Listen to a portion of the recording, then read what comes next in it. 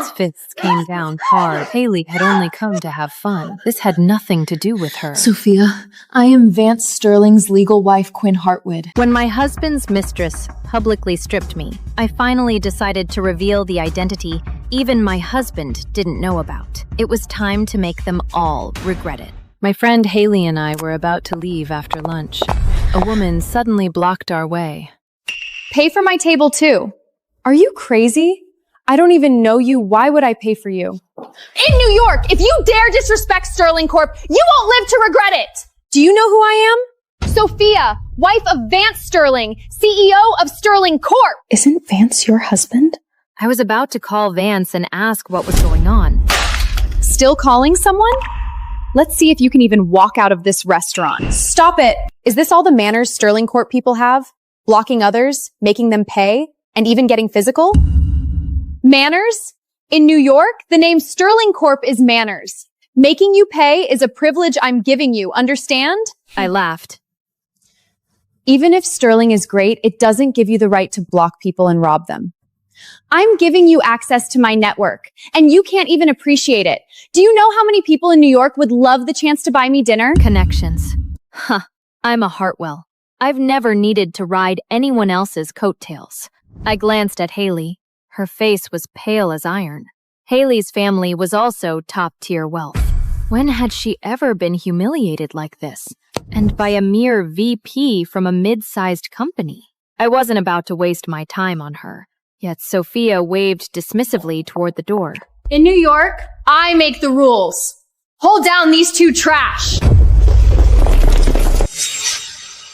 No sooner had she spoken than 7 or 8 black-suited bodyguards swarmed in, surrounding us. Hailey instinctively pulled me back, her eyes sharp. There were too many of them. Before she could act, 2 guards clamped down on her arms. Hailey! I rushed forward, but a strike hit the back of my neck, and my vision went black. In a daze, I saw Hailey curse. Bastard! Before a punch hit her cheek, and blood instantly ran from her mouth. Pinned to the ground, all I could do was watch Sophia lift her foot and kick Hailey in the stomach. Today, you'll learn the consequences of offending Sterling Corp. The bodyguard's fists came down hard. Hailey had only come to have fun. This had nothing to do with her. Sophia, I am Vance Sterling's legal wife, Quinn Hartwell.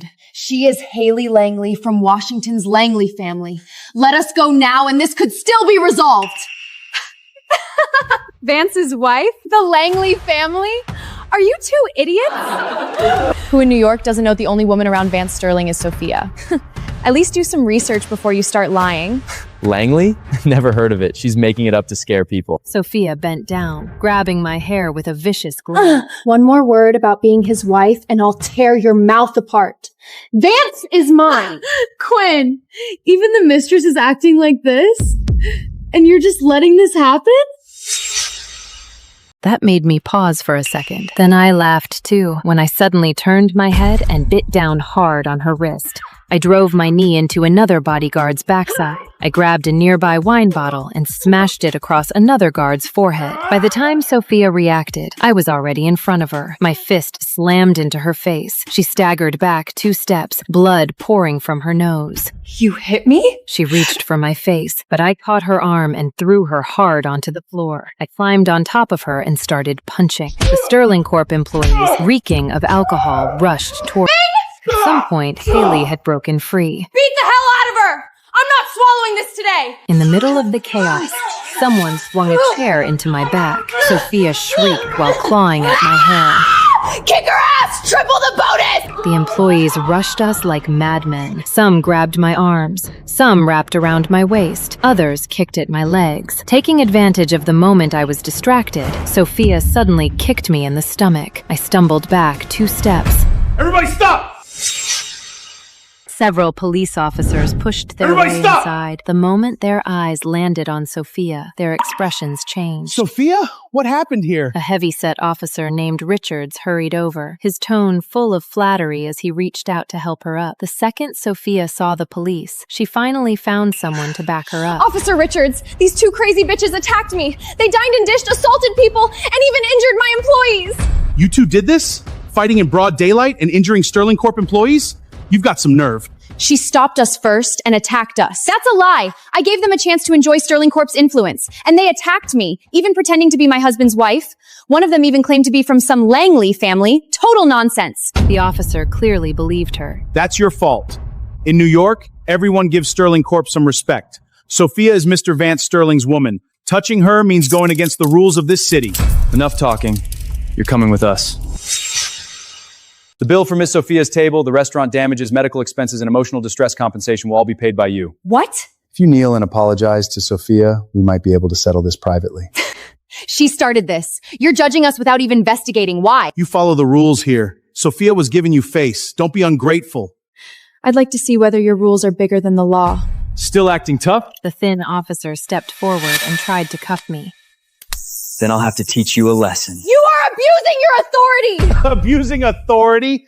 This is called doing our job. Anything involving Sterling Corp is important. People who don't know their place need to be taught some rules. You pathetic bootlickers! Your day is coming! Really? Once you're locked up and getting beaten every day, we'll see how tough you still sound. Sophia, is this enough? If not, I can turn it up? More. Let them know who makes the rules here. By the way, Sophia, when's your due date? My partner and I will definitely prepare a nice gift to congratulate you and Mr. Sterling. 4 or 5 more months. We had it checked. It's a boy. Sophia was pregnant. The news hit me like a truck.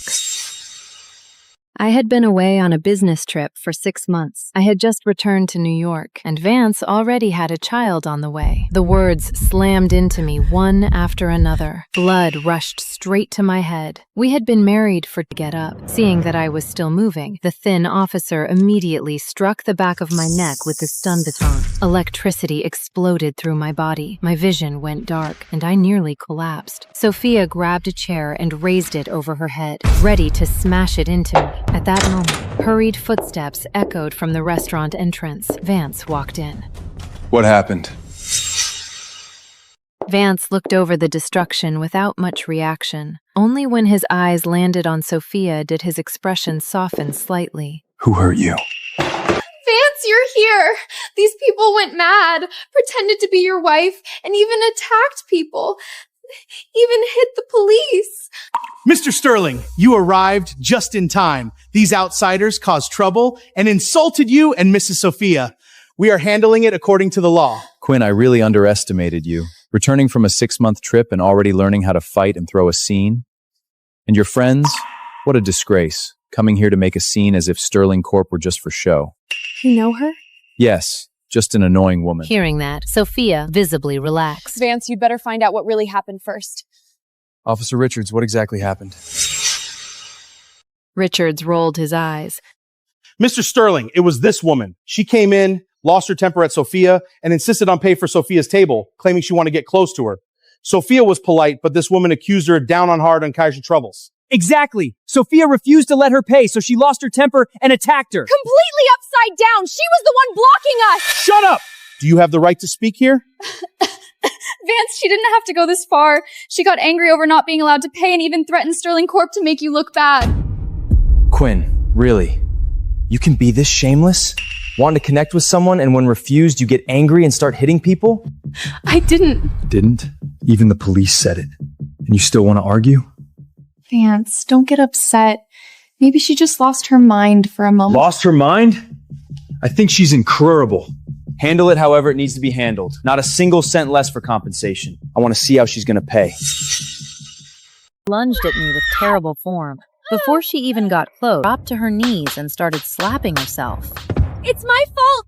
I shouldn't have tried to marry Cork! I'm sorry! Just then, a flying kick came at me. I left the window open on purpose with another man all night. The next morning, he came to me with a dark look on his face and asked who the man was. I couldn't even be bothered to look at him. What's the rush? Aren't you only interested in that woman, Lily? That shut him up completely. He slammed the door and stormed out. Cor and I had been together for 10 years. I helped him seize territory from rival clans and build everything he had now.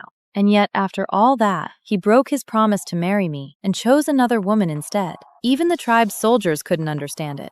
Mara fought beside you for every inch of this coast. So what happened? A woman with blood on her hands gives me chills. Lily's different. She's innocent. But if Mara betrays you, we're finished. The entire Serpent Coast belongs to me. She's only one person. He had no idea I was standing in the hallway. I threw the ointment I'd brought him into the trash, then sent a text to his biggest rival. Core's territory, Core's life. Want them? They're yours. I was making plans to leave when Core came looking for me. A shipment's arriving in 2 days. You'll pick it up personally. And clear out your room, I need it. His tone was cold and commanding, but all I felt was amusement. The shipment was probably for the wedding, and my room was obviously being prepared for Lily. I simply nodded. My calm reaction seemed to irritate him. What are you sulking about now? I already told you I can't make our relationship public because the situation's unstable. Again? Back then, I believed every word he said. Whenever he needed weapons, I became a dragon. Whenever he needed soldiers, I took human form and fought for him. Now I realized it had all been lies. I slid the signed clearance pass toward him between stacks of purchase lists. I'm not angry. I'm just used to it. Everything on this island belongs to me, including you. So quit giving me that attitude! He mistook my silence for submission. I didn't correct him. I walked outside, looked at the open sea beyond the docks, and smiled. That evening, Lily appeared at the docks in a white dress, glowing and delicate, exactly the way Core liked. Behind her, crate after crate of luggage was carried ashore. You work so hard for Karor. I'm sure he'll promote you eventually. As for me, Core can't wait to marry me. I shot her a cold glance and started to walk away, but Lily blocked my path and pulled out a diary from her bag. Core writes in this whenever he misses me. Could you throw it away for me? Then she strutted off. I stood at the edge of the cliff, my hands trembling as I opened the diary. April 12th. That was the day I covered Core during a gunfight, while Zane's men broke through the line. He had written, Lily, if I make it back alive, I'm going to treat you right. August 5th. Core got shot. I stormed into Zane's camp alone, changing direction while running to draw fire, and dragged him back out. That same day, he wrote, God, baby, you looked beautiful today. January 24th. He'd been captured by a hostile tribe. I volunteered to take his place. He wrote, if it were you, I'd never let you go through something like that. While I was risking my life for him, he was rejecting my feelings and writing love notes to another woman. The more I read, the harder I broke apart. Finally, I hurled the diary onto the ground. Right then, a message from Zane came through. We should talk about your offer. After settling the details with Zane, I headed back and overheard Core talking to his crew. Lord, the wedding dress we bought at auction, the one worth billions, has arrived. Should we send it to Lily now? Yeah. The wedding's tomorrow. I won't allow any interference.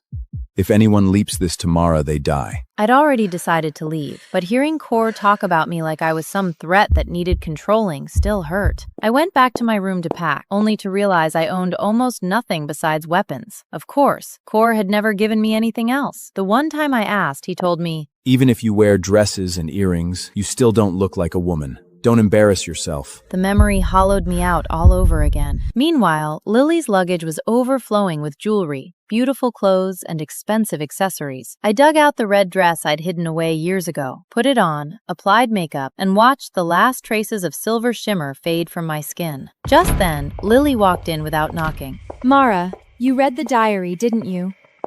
Core's feelings for me. Her voice stopped abruptly. She stared at me in stunned silence, shocked by how beautiful I looked dressed up. You know he doesn't want you, and you're still trying to seduce him? I'll tear you apart! She lunged at me with terrible form. Before she even got close, I punched her straight in the face. You hit me? Cores is going to destroy you! You attacked me first. Cut out those pathetic little tricks of yours. She suddenly dropped to her knees and started slapping herself. It's my fault! I shouldn't have tried to marry Cork! I'm sorry! Just then, a flying kick came at me. Mara, how dare you lay a hand on her? Core's boot carried the full strength of dragon blood. I twisted aside just in time, but I landed badly and rolled my ankle. Fighting through the pain, I looked up at him. He went straight to Lily and pulled her to her feet. When he finally turned back toward me, I saw the shock in his eyes. Maybe he'd never imagined I could look this beautiful. Core froze for 2 seconds before his expression turned cold again. No matter how pretty you make yourself, you're not even half of what Lily is to me. Lily buried her face against his chest and sobbed. Mara kept pressuring me about the wedding, and I accidentally let it slip. I'm sorry. It's fine. Just minutes ago, people had been threatened with death for leaking the news. Now suddenly, none of it mattered. So you're really marrying her? Yes, tomorrow. Come if you want. Just don't cause trouble. Hearing him say it out loud felt like something tearing through my chest. I want Mara to be my witness at the wedding. Core's expression softened instantly. Being a witness isn't a big deal. You don't mind, do you? Rage spread through me like wildfire. Silver light crawled up my arms. Both of you, get out!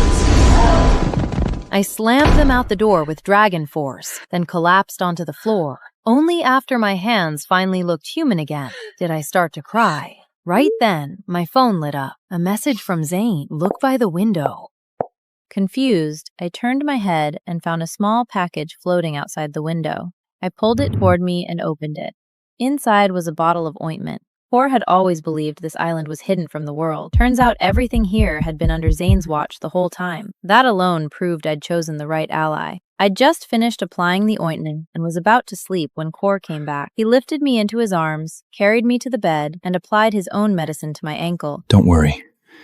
It'll heal soon. He was soaked through. Beneath the wet fabric of his shirt, faint traces of scales showed along his shoulders where the cold had brought them to the surface. I used to be terrified of pain. Whenever I got hurt, Core would press his forehead against mine and comfort me. Those years were hard, but with him beside me, I always felt safe. Then one day, he stopped showing up. After all these years, I thought I'd stopped being afraid of pain. So why now? What was he trying to do? Gone was the coldness from earlier. You've gotten thinner. I haven't taken care of you properly. I'm sorry. Lily saved my life. I have no choice. Once I deal with Zane, I'll end all this and come back to you. I stared at the ring on his finger. A pale white scale from Lily had been set into the silver band. Kerr, did you ever really love me? He pulled me closer, his expression unwavering. Yes, only you. It's always been you. Then he handed me a glass of milk. Get some sleep. The moment I drank it, I tasted the sedative. My throat tightened instantly. So in the end, he was still lying to me. I finished the milk anyway. Core smiled that bright, familiar smile, then watched as I closed my eyes. What he didn't know was that after enduring so many injuries over the years, sedatives no longer worked on me. A while later, Lily's voice drifted into the room. Will that really keep her asleep for a whole day? Of course. Perfect timing, sweetheart. He pulled Lily into his arms. Every sound tore at me, but I had no choice except to pretend to sleep. The second the door closed, I shot upright. At dawn, I slung my bag over my shoulder and headed for the cliffs on the island's northern side. One of the guards spotted me and stopped me. Mara, where are you going? Does Core know about this? He was one of the few people who knew the truth about our relationship and how much Core had relied on me all these years.